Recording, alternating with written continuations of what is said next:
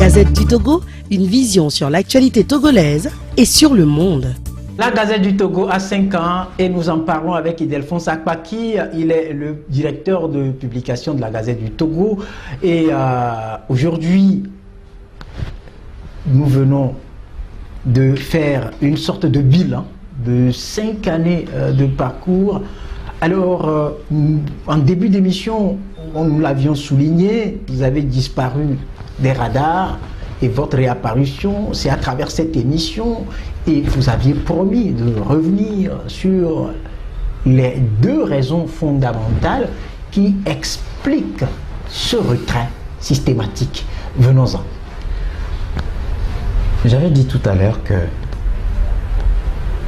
il y avait 2 raisons qui militaient en faveur de cette situation. J'ai fait cas à mon état de santé, aux ennuis de santé que j'ai traversés, que je laisse de côté. J'ai fait cas à la déception. J'ai été déçu. Et ce moment de silence, je l'ai dit, que ça a été pour moi un moment de réflexion, de méditation. De méditation, de réflexion, d'analyse, de bilan et un moment de prise de décision. Et j'ai ajouté tout à l'heure que j'ai pris la décision de parler, de revenir, de reprendre les activités. Reprendre la main, reprendre les activités.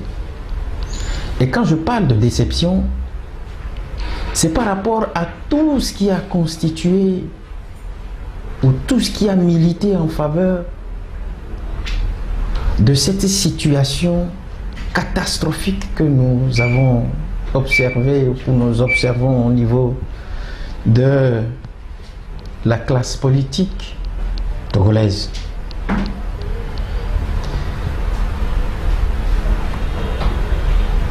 Vous savez que je ne parle pas et je ne parlerai pas pour plaire à qui que ce soit. Je dis ce que je pense. Je le dis avec un profond respect. Je le dis non pas pour plaire à X ou à Y, mais je le dis pour que la vérité jaillisse.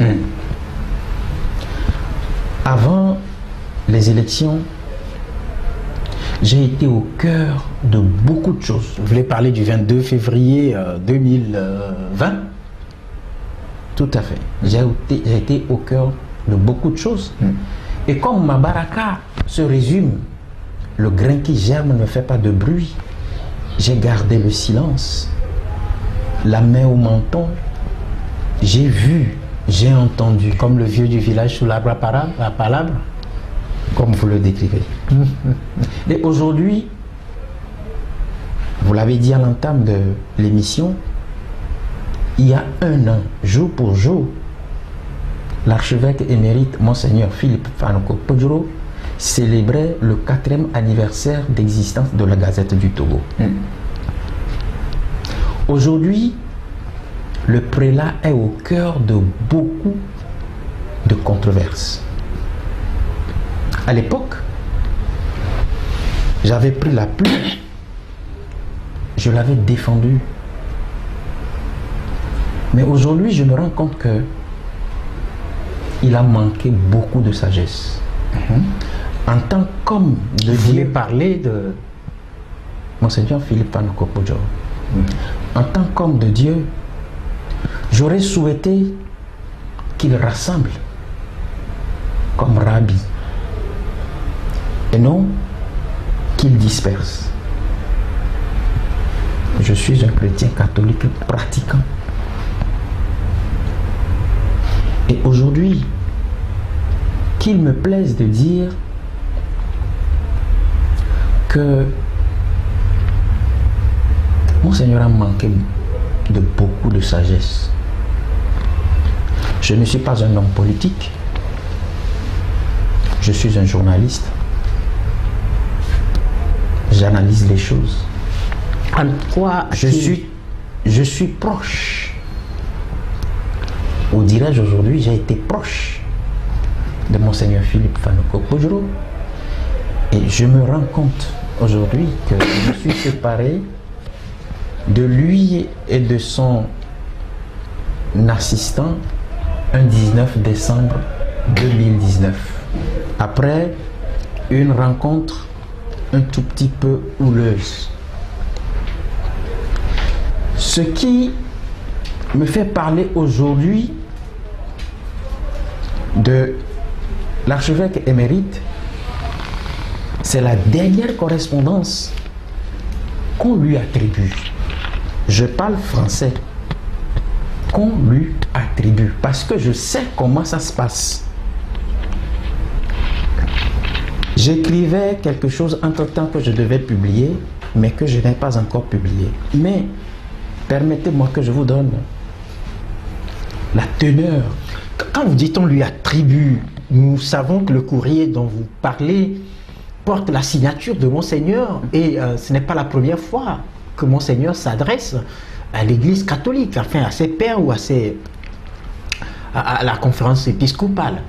Je vous ai dit tout à l'heure, pour mémoire, que j'ai été proche et je sais comment ça se passait là-bas. Et quand je dis aujourd'hui que j'ai pris la décision de parler, c'est pour dire qu'il est temps que tout ce qui oppose, divise les Togolais cesse. J'ai vu et j'ai apprécié hier l'évêque de la RDC, aujourd'hui cardinal, Monseigneur Mosengo. Vous avez vu tout le travail qu'il a fait. Si vous menez vos petites enquêtes, tout ce qui se passe aujourd'hui au sein de l'Église, et ça, je le dis, et je répète parce que je suis chrétien catholique, et je dis que par le passé, j'ai pris la défense de Monseigneur Podjoro. Mais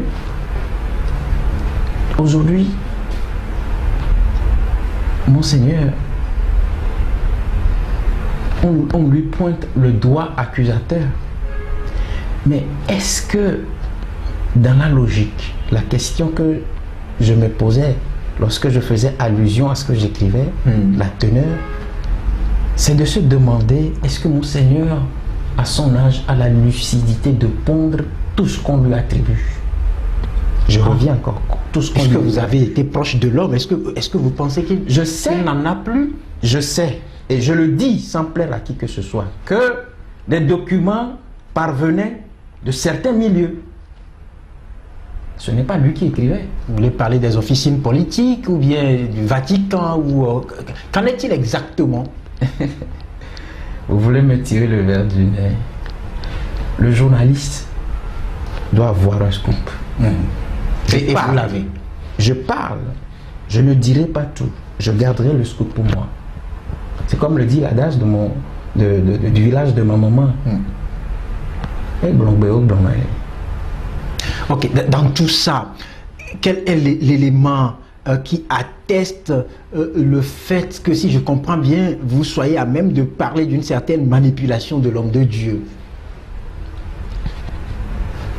Je fais encore remarquer une fois encore que j'ai été proche.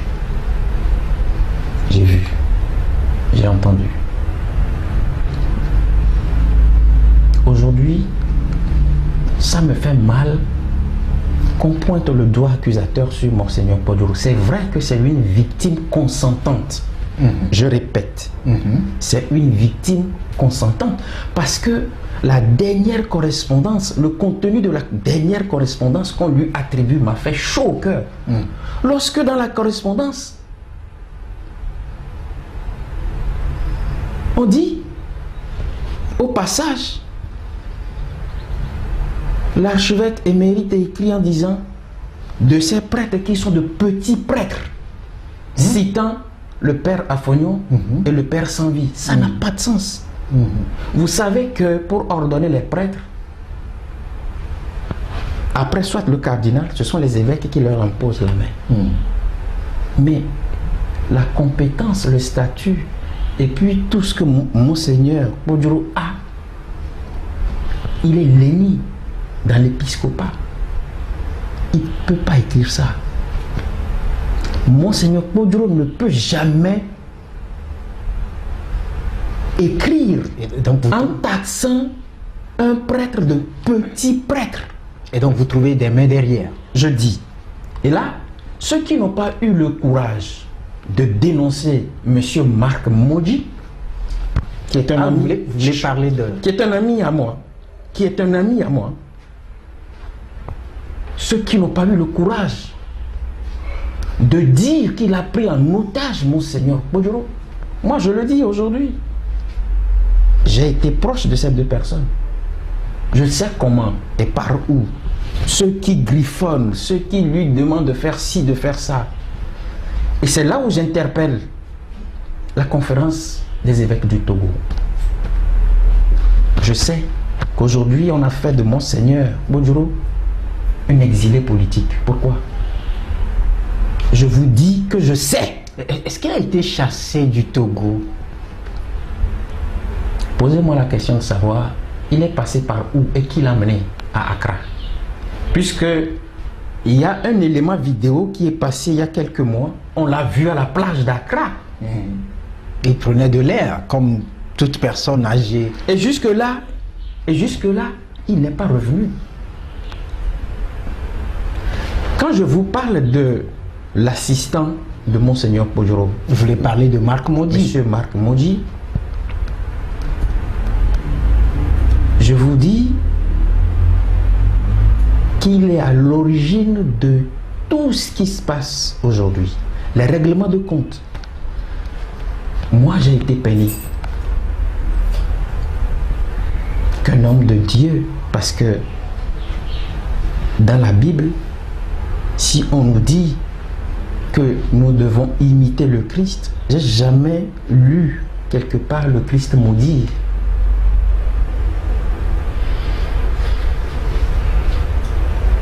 J'ai eu chaud au cœur lorsque Monseigneur a parlé de la malédiction. Les gens vont me critiquer, les gens vont dire, mais pourquoi il revient là-dessus? C'est un homme de Dieu. Mais je ne voudrais pas que c'est un passage obligé pour un film. Non, mais je ne voudrais pas que cette malédiction retombe. Parce que ceux qui sont tapis dans l'ombre, qui le poussent à le faire, et il est obligé de le faire parce qu'il est pris en otage.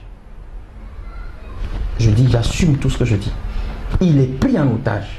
Mais Monseigneur a bien une famille. Et si, tel que vous le dites, la thèse de la prise en otage est avérée, je pense qu'il y aura des dispositions à prendre. Je vais vous dire une chose.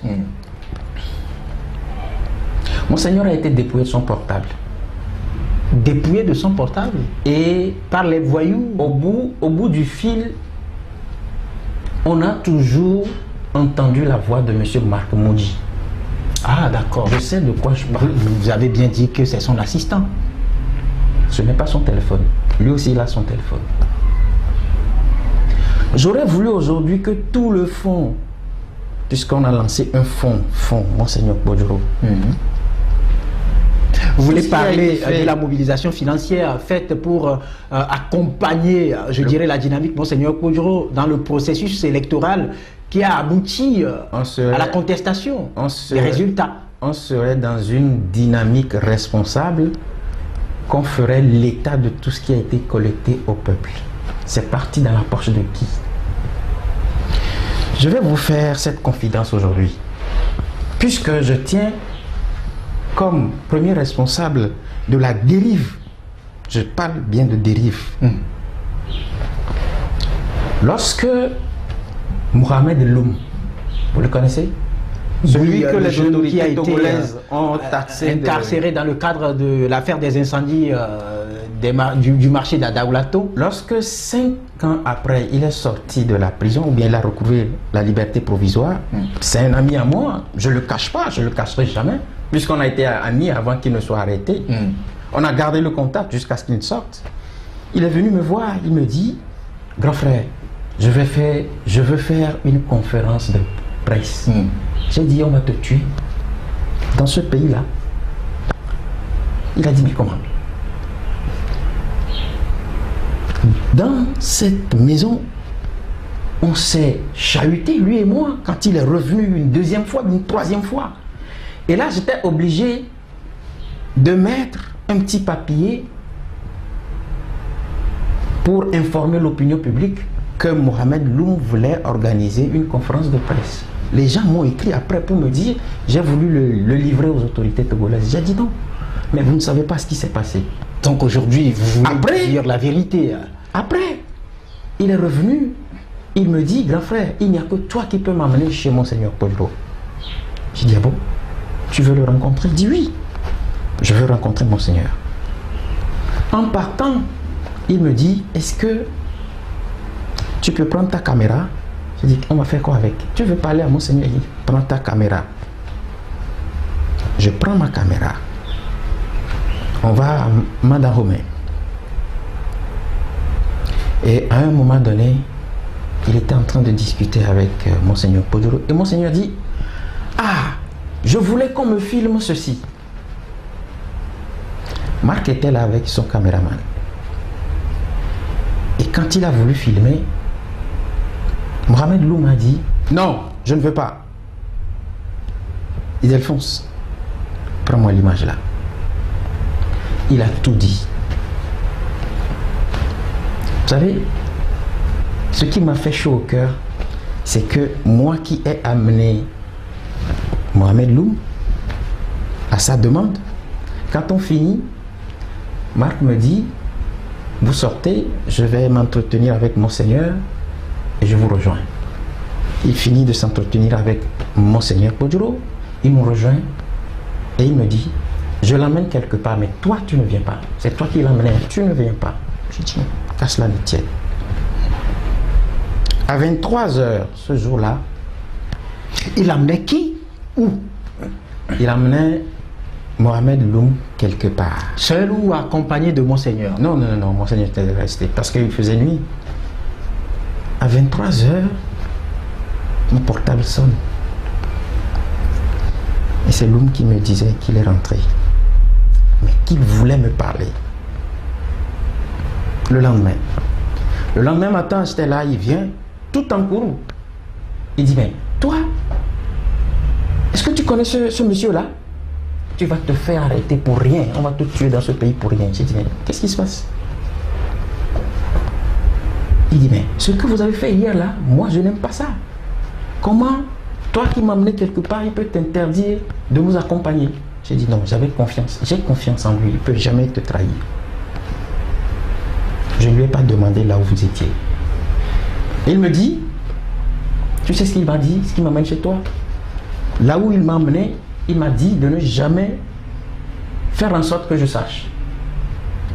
Le comble, parce que c'est Mohamed Loum qui m'a ouvert les esprits par rapport à Marc Maudit. Il dit, tu crois que je te mens? Il prend son portable, il appelle Monsieur Méli. Il dit, grand frère, mais qu'est-ce que je dirais à Ildefonse? Il répond, ne lui dis pas là où je t'ai amené. Moi-même, je vais m'en charger de lui, je vais lui dire quelque chose.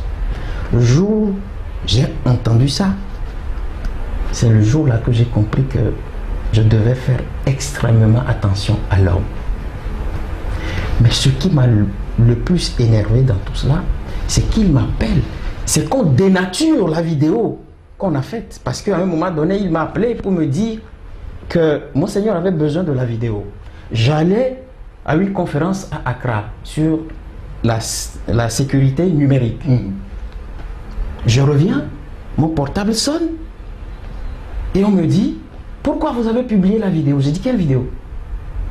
J'ai dit, la vidéo de Mohamed Loum. Je dis, je n'en ai pas parce qu'entre-temps, vous l'aviez remis à Marc Maudit. Monsieur Marc Maudit a dit, Monseigneur en avait besoin. Je l'appelle. Il vient chez moi à 6h, déjà 6h du matin. Je lui dis, mais pourquoi tu as publié la vidéo? Est-ce que tu t'es assuré que le gars est encore là? Il me dit, mais moi j'ai appelé ton portable, il était éteint. J'ai appelé son portable était éteint et j'ai pensé que vous deux, vous avez voyagé. J'ai dit, quoi? Tu veux me créer des problèmes? Et je prends la lettre d'invitation de Wassi, parce que c'était Wassi qui m'avait invité là. Je dis, lis. Et j'ai dit, ouais, le petit frère Loum. Il dit, il ne sait pas. J'ai dit, mais comment tu ne sais pas? Il dit, il appelle son portable, le portable est éteint. J'ai dit, mais comment tu peux publier cette vidéo sans savoir si le gars est là? S'il était en sécurité. S'il était en sécurité. C'est depuis ce jour-là que je n'ai plus vu Mohamed Loum jusqu'aujourd'hui. Est-ce que vous avez fini par apprendre là où il avait amené? C'est un scoop à moi. Tout ne se dit pas. Tout ne se dit pas. Alors concrètement, aujourd'hui, vous êtes en train d'attirer l'attention de l'opinion nationale et internationale sur une certaine prise d'otage de Monseigneur Philippe Panuco Podjoro. Si je l'assume que Monseigneur Podjoro est une victime consentante, mais il est pris en otage par Marc Modi. Les gens n'ont pas eu le courage de lui dire ça en face. Mais il y a mes reporters qui peuvent témoigner. Il y en a parmi eux qui peuvent témoigner. Les couacs entre Marc et moi. Je leur ai toujours dit, mais tu n'auras jamais raison quand tu veux te quereller avec Marc. Il aura toujours le dernier mot. Et c'est lui qui a toujours raison. Moi, ça ne passe pas avec moi. Il y a des choses que je ne dirai pas aujourd'hui. Mais je voulais juste que la conférence des évêques du Togo comprenne que Monseigneur Podjoro est pris en otage par Marc Modi. Je ne sais pas celui qui est tapis dans l'ombre qui le manipule, lui, Marc, mais ce que je sais, c'est que les diverses interventions de Monseigneur Podjoro n'émanent pas de lui. Je sais de quoi je parle. Alors, Ildefonse Akpaki, est-ce qu'on doit aujourd'hui considérer qu'à l'occasion de la célébration du 5e anniversaire de la Gazette du Togo, c'est un début de déballage quant à tout ce qui a marqué le temps? Vous savez, j'ai été aussi déçu par les hommes politiques du Togo. J'ai été profondément... Qu'est-ce qu'ils ont fait? Vous savez, j'avais de la sympathie pour certains, mais je me rends compte aujourd'hui que beaucoup tournent en bourrique le peuple. Comment? Mais c'est l'occasion de dire à mes frères, à ceux-là même qui intérieurement et consciencieusement se disent qu'ils sont opposants, qu'ils portent les aspirations profondes de ce peuple, de tout faire pour ne pas tourner le peuple en bourrique. Ne plus. Si j'ai bien suivi. Hein. Vous savez, je suis malheureux lorsqu'on me dit que nous sommes allés voir le prélat. Nous lui avons dit que telle personnalité ne peut pas faire l'affaire. Et que les mêmes personnes qui sont parties aller voir le prélat une fois, deux fois, trois fois, quatre fois. Vous voulez parler de la désignation du candidat unique de l'opposition entre griffes? Soit ces personnes, les mêmes personnes qui défendent. Mais je ne comprends pas. Mais parmi eux, il y a des courageux parce que quand vous prenez Maître Apévon, qui a dit, entre-temps, qu'il n'était pas d'accord avec ce choix qui a été fait, qui a maintenu sa position. Il est resté constant. C'est de cela qu'il est question. C'est de cela qu'il est question. Donc, ma déception, c'est aussi du côté des hommes politiques qui doivent revoir leur copie. Parce que ça me fait mal au cœur lorsque je me rends compte que tout ce qui se fait, ça se fait juste pour plaire, ça se fait juste pour se remplir les poches, ça se fait juste. Mais non, il faut que ça cesse. Et que tous ceux et celles qui ont concouru à la situation que notre peuple traverse aujourd'hui mettent fin à cette politique-là. ne suis pas sorti aujourd'hui pour jeter l'anathème sur X ou sur Y, mais je sais que j'ai vécu des choses pas possibles. Aujourd'hui, tous ceux qui se situent dans un cas ou dans un autre peuvent témoigner que je suis venu leur dire si, et ils m'ont dit ça. Mais il y en a des gens parmi eux qui nous ont dribblés. Vous savez, mon fils qui revient de l'école qui me dit: papa, je suis admis. Ma première réflexion, félicitations. Mais pour que je sache qu'il est vraiment admis, où est le bulletin? C'est le bulletin ou bien le carnet scolaire. C'est ça qui confirme. Vous faites allusion à quoi exactement? Je le dirai après. La Gazette du Togo, une vision sur l'actualité togolaise et sur le monde. Rejoignez-nous sur le www.lagazettedutogo.com ou sur nos comptes Facebook, Twitter et YouTube. Pour tout contact, écrivez à contact@lagazettedutogo.com ou appelez le 92 80 88 53. La Gazette du Togo, c'est l'information en continu.